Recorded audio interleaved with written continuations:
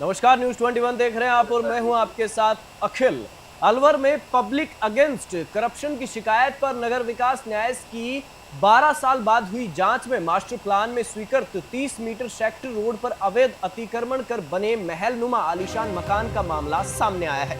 शिकायत के बाद नगर विकास न्यास ने 5 अगस्त 2024 को आदेश जारी कर 3 सदस्यों की एक जांच कमेटी गठित की थी, जिसमें सहायक अभियंता चांदनी सिंह, कनिष्ठ अभियंता सोनम बंसल और पटवारी अमित नरूका शामिल थे। 22 अगस्त 2024 को इस टीम ने मौके पर निरीक्षण किया और पाया कि रजनी सैनी, जो त्रेहान होम डेवलपर्स के डायरेक्टर अशोक सैनी की पत्नी है, ने साल 2012 में स्वीकृत लेआउट के विपरीत भवन निर्माण किया है। अब इस खबर पर पूरी जानकारी के लिए हमारे संवाददाता हेमंत हमारे साथ जुड़ चुके हैं। जी हेमंत, जिस प्रकार से पूरा मामला सामने आया है, अवैध निर्माण का मामला है ये, इसमें क्या कुछ कहेंगे आप?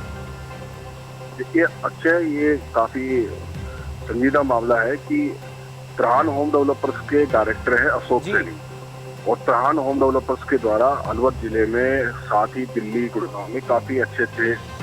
बड़े बड़े प्रोजेक्ट किए गए हैं जी। और जिस तरह से इनका स्टेटमेंट आता है, ये पब्लिक में ये कमिटमेंट करते हैं कि हम ईमानदारी से काम करते हैं और पब्लिक को हम एक सुविधाजनक चीजें देते हैं,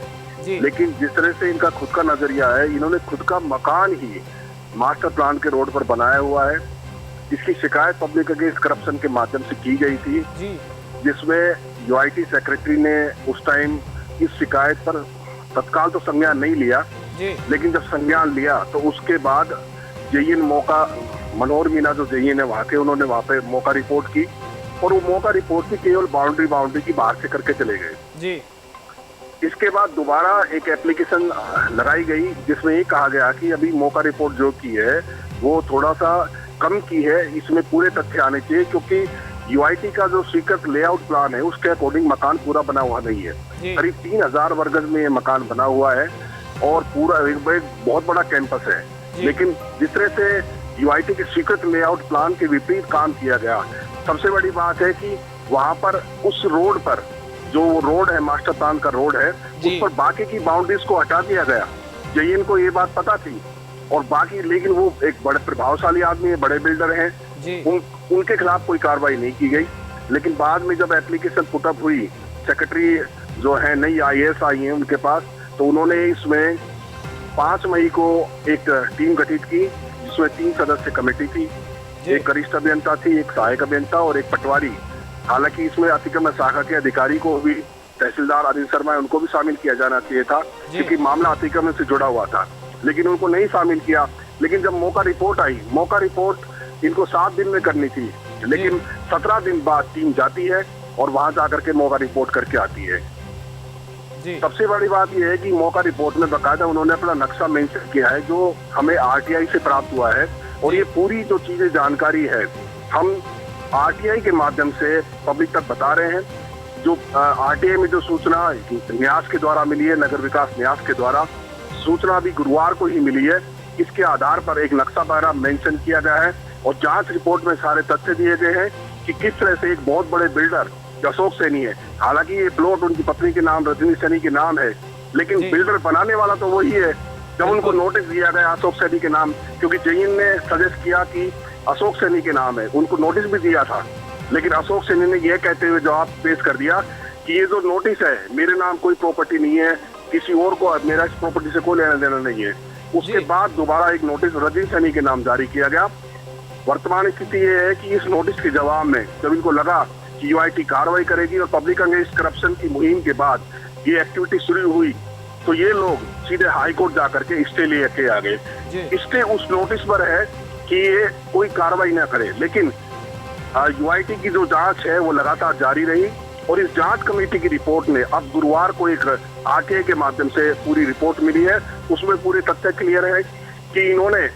उत्तरी दिशा में सर्वेंट क्वार्टर बनाए हुए हैं, एक रैम बना हुआ है, प्रथम तल पर इन्होंने अलग से शेड का निर्माण किया हुआ है, दक्षिण दिशा में भी एक शेड का निर्माण किया गया है, और सबसे बड़ी बात है कि जो पूरा इनका जो लेआउट है, यूआईटी के द्वारा स्वीकृत लेआउट है, उस लेआउट के विपरीत एक बहुत बड़े बिल्डर का इस तरह से निर्माण करना एक गलत संदेश देता है कि जो बिल्डर स्वयं को ईमानदार कहते हैं और खुद अपने घर का गलत निर्माण करते हैं। जी बिल्कुल, देखिए हेमंत जी, मेरा आपसे एक सवाल ये भी है कि जिस प्रकार से आपने बताया कि जो बिल्डर्स है उन्होंने इस प्रकार का निर्माण किया है, स्टे लिया गया है, लेकिन उसके बावजूद एक तरफ तो जो माननीय मुख्यमंत्री हैं भजन लाल, वो कहते हैं कि हमारी सरकार है वो जीरो टॉलरेंस की नीति पर काम कर रही है, लेकिन जब इस प्रकार की घटनाएं सामने आती हैं, इस प्रकार के जब बड़े बिल्डर इस प्रकार के अवैध निर्माण करते हैं, तो कहीं ना कहीं जो जीरो टॉलरेंस की नीति है वो अपने आप में खोखली साबित होती है।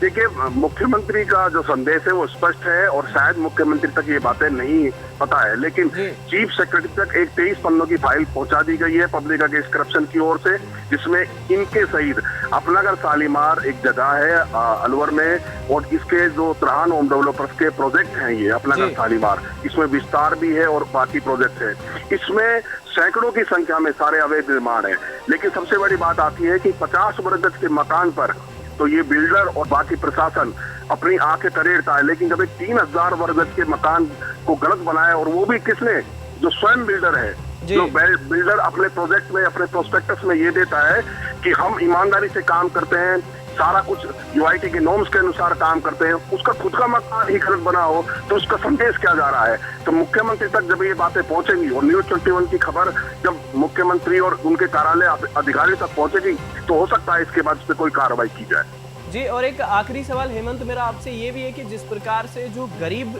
लोग होते हैं उनके जो अतिक्रमण की हुई जगह होती है, अतिक्रमण अपने आप में गलत है या फिर वो भ्रष्टाचार करते हैं तो उन पर कार्रवाई हो जाती है, छोटे अधिकारी हो उन पर कार्रवाई हो जाती है, लेकिन जब इस प्रकार के बड़े बिल्डर इस प्रकार की घटनाओं को, बड़े करप्शन को अंजाम देते हैं तो उन पर कार्रवाई होने में बहुत समय बीत जाता है। आखिरकार इस पर क्या कुछ कार्रवाई देखने को मिल सकती है? देखिए, जिस तरह से इस खबर के माध्यम से भी पता लगा कि 12 वर्ष बाद नगर विकास ने इस खबर पर संज्ञान लिया है, इस शिकायत पर संज्ञान, शिकायत पब्लिक अगेंस्ट करप्शन ने की, लेकिन 12 वर्ष हो गए लेआउट को पास हुए और करीब 15-16 में इनमें निर्माण हुआ है। जब लेआउट पास हुआ है तो उसके बाद इस तरह की एक्टिविटी 12 साल बाद देखने बाद क्यों मिल रही है? क्योंकि बाकी का प्रोसेस तो आपने कर दिया, उस रोड पर बाकी के सारे निर्माण हटा दिए गए, लेकिन एक इस बिल्डर का मकान वहां पर काबिज रहा। सबसे बड़ी बात है क्या है कि ये जो पैसे वाले पूंजीपति वाले लोग होते हैं, इनके पास राजनीतिक संरक्षण होता है और ये चुनावों में भारी चंदा देकर नेताओं के चुनाव में भारी चंदा देते हैं। इस वजह से जो वहां की लॉबी होती है जो इनके खिलाफ नहीं बोल पाती और इनके गलत कारनामों पर पर्दा डालती है। और गरीब होता है जिसका ना कोई चेक होता है ना चेक होता है, वो किसी के पास कोई अप्रोच नहीं होती उसका बेचारे का। अगर छोटा सा भी उसने कोई फुटपाथ भी बना है, सीढ़ी भी बनाई है, कहीं पे अपने उसने घर में से उतरने के लिए सीढ़ी बनाई है, तो उसको भी तोड़ दिया जाता है।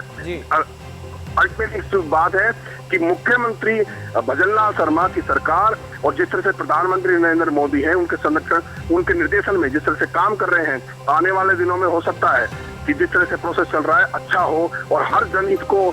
छोटे से छोटे आदमी की बात सुनी जाए। लेकिन जब तक मुख्यमंत्री तक ये बात नहीं पहुंचेगी तब तक उस पर संज्ञान नहीं होगा और आने वाले दिनों में ऐसे बड़े पूंजीपति जो राजनीतिक संरक्षण का लाभ लेकर खुद गलत काम कर रहे हैं,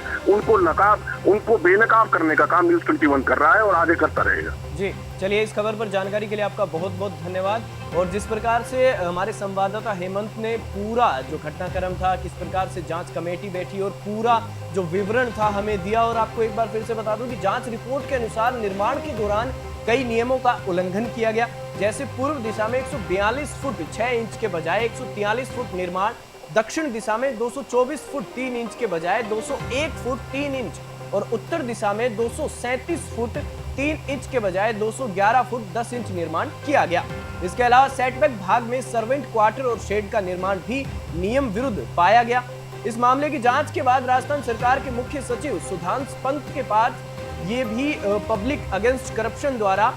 23 पन्नों की लिखित शिकायत भेजी गई है। अब इसमें क्या कुछ कार्रवाई होगी वो अपने आप में देखने वाली दिलचस्प बात होगी। इस खास खबर में फिलहाल इतना ही। आप देखते रहिए न्यूज़ 21।